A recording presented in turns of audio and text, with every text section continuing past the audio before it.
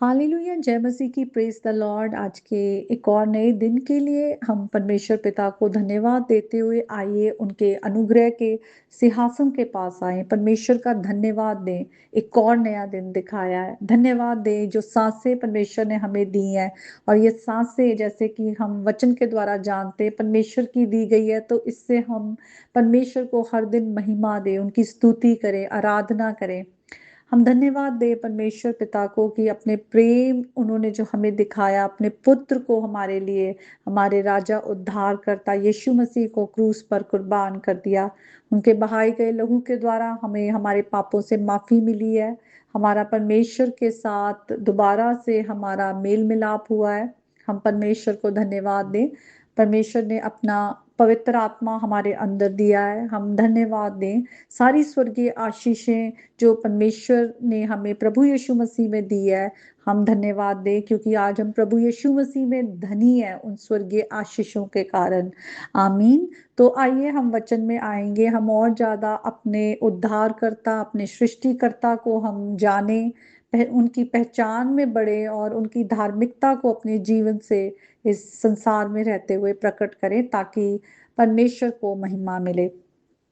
तो आज का जो वचन है वो सबोदेशक की पुस्तक से है, और सबोदेशक की पुस्तक कहा जाता है राजा सुलेमान ने लिखी है। और हम देखते हैं कि किस तरह वो जब शुरुआत है, हम फर्स्ट चैप्टर में जाते हैं तो वो सब बात हो रही है कि किस तरह से हम सब कुछ आते हैं, जो कुछ भी हम करते हैं सब अंत में व्यर्थ है, सब बातें व्यर्थ है।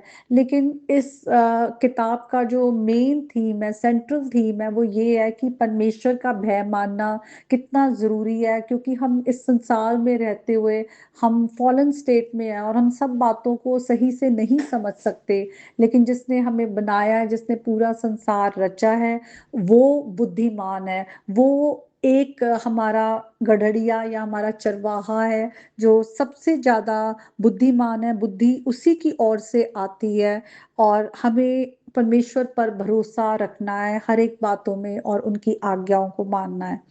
तो अगर हम 12th चैप्टर में आए और यहाँ पर ये पूरी किताब खत्म होती है, उसके 13th और 14th वर्स को पढ़े तो वहां पर पूरी किताब का निचोड़ है। और वहां पर लिखा हुआ है, सब कुछ सुना गया। अंत की बात यह है कि परमेश्वर का भय मान और उसकी आज्ञाओं का पालन कर, क्योंकि मनुष्य का संपूर्ण कर्तव्य यही है। क्योंकि परमेश्वर सब कामों और सब गुप्त बातों का, चाहे वे भली हो या बुरी, न्याय करेगा। तो सबसे बड़ी बात यह है कि परमेश्वर का भय मानना। हम बाइबल में कितनी बार पुराने नियम में जाएं या नए नियम में, तो ये देखते हैं कि हमें परमेश्वर का भय मानना कितना जरूरी है। जो हिब्रू वर्ड भय है या फियर है, वो वर्ड है यारे।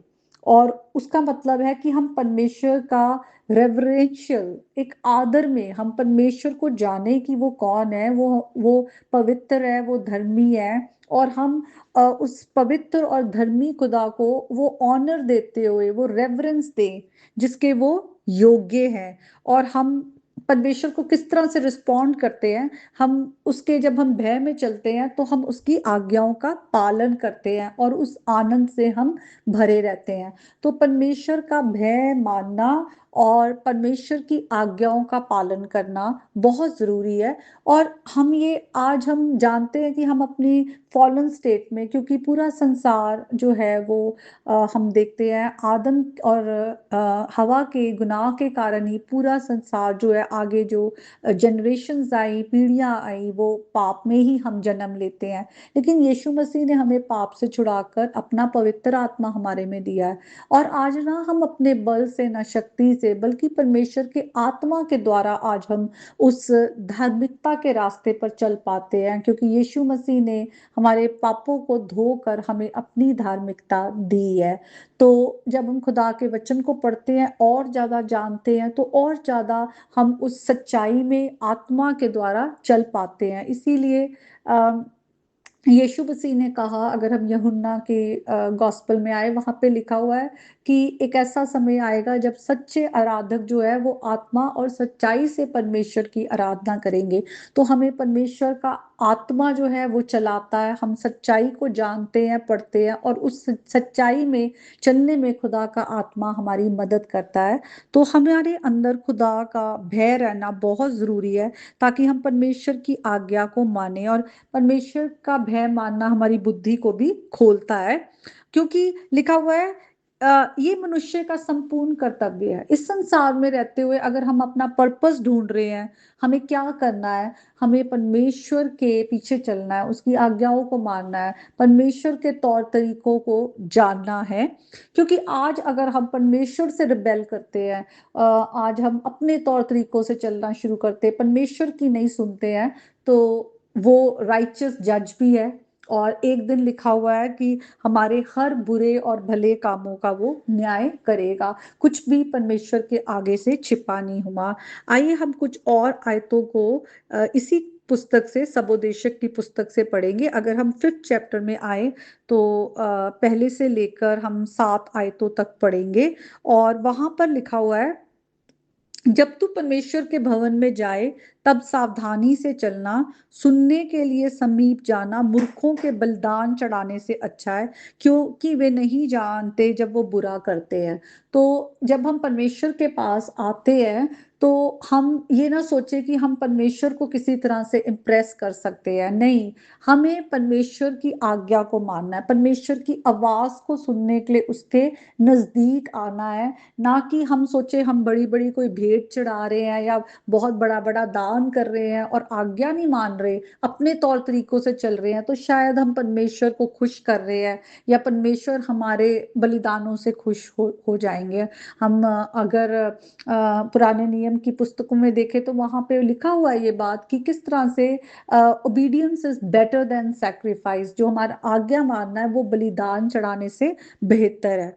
और फिर लिखा हुआ है, बात करने में उतावली ना करना, ना अपने मन से कोई बात उतावली से परमेश्वर के सामने निकालना, क्योंकि परमेश्वर स्वर्ग में है और तू पृथ्वी पर है, इसलिए तेरे वचन थोड़े ही हो। तो बहुत बार जब हम परमेश्वर के आगे अपनी फ्रस्ट्रेशंस निकालते हैं, गुस्सा निकालते हैं, बिना सोचे समझे बोलते हैं, तो हम मूर्ख हैं। तो हम वो मूर्खता ना करें, हम परमेश्वर का डर माने कि परमेश्वर के आगे हम क्या बोलते हैं। वो हमारा पिता है, वो हमारा सृष्टि करता है, वो पवित्र खुदा है, हमारे को रचा है। तो हम अपने आप को बहुत ही एक परमेश्वर के आगे ह्यूमिलिटी के साथ हम अपने आप को लेकर आए।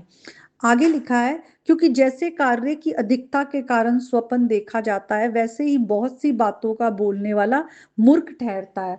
तो हमें बोलने में धीमे होना चाहिए, सोच समझकर परमेश्वर की बुद्धि के साथ चलना है। और आगे लिखा, जब तू परमेश्वर के लिए मन्नत मांगे तब उसका पूरा करने में विलंब ना करना, क्योंकि वे मूर्खों से प्रसन्न नहीं होता। तो कोई भी जब हम परमेश्वर के साथ हम कोई वाचा बांधते हैं, कोई बात कहते हैं, या तो हम कहे ना, खुदा का वचन कहता है, या अगर हम कहते हैं तो हम उसे पूरा कर दे। अगर हम मालूम है पूरा नहीं रख सकते तो हम बेहतर है कि हम उस बात को ना बोले, बल्कि परमेश्वर का अनुग्रह मांगे कि जिस एरिया में हम वीक हैं वहां पर परमेश्वर हमारी मदद करे। लिखा है, कोई वचन कहकर अपने को पाप में ना फंसाना और ना ईश्वर के दूत के सामने कहना कि ये भूल से हुआ, क्योंकि परमेश्वर तेरे बोल सुनकर अप्रसन्न हो और तेरे हाथों के कार्य को नष्ट करे। क्योंकि स्वप्नों की अधिकता से व्यर्थ बातों की बहुतायत होती है, पर तू परमेश्वर का भय मानना। तो यहाँ भी हम जब पढ़ते हैं तो यहाँ पर जो उसका निचोड़ यही है कि हम परमेश्वर का भय माने। जब परमेश्वर के आगे आते हैं तो हम इज्जत के साथ आए। यहाँ पे वो होली फियर है, हम रेवरेंस देते हैं, रिस्पेक्ट देते हैं। जैसे हमें कहा जाता है कि हम अपने बड़ों का रिस्पेक्ट करें, तो कितना जरूरी है कि हम परमेश्वर पिता का, जिसने सारी सृष्टि को रचा है, हम उसका आदर करें और उसके भय में हम बने रहे। और हमारा जब हम परमेश्वर का भय मानते हैं तो हम आज्ञाकारिता में चलते हैं। तो ये आज का वचन है, परमेश्वर का हम भय माने और परमेश्वर की आज्ञा को माने और परमेश्वर के आगे हम अपने आप को हमेशा नम्र रखें। तो आज के इस वचन के द्वारा परमेश्वर आपको और आपके घर-घराने पर अपनी आशीषें दे और आपका घराना परमेश्वर के भय में चलते रहे। प्रभु आप सबको बहुत आशीष दे। आमीन।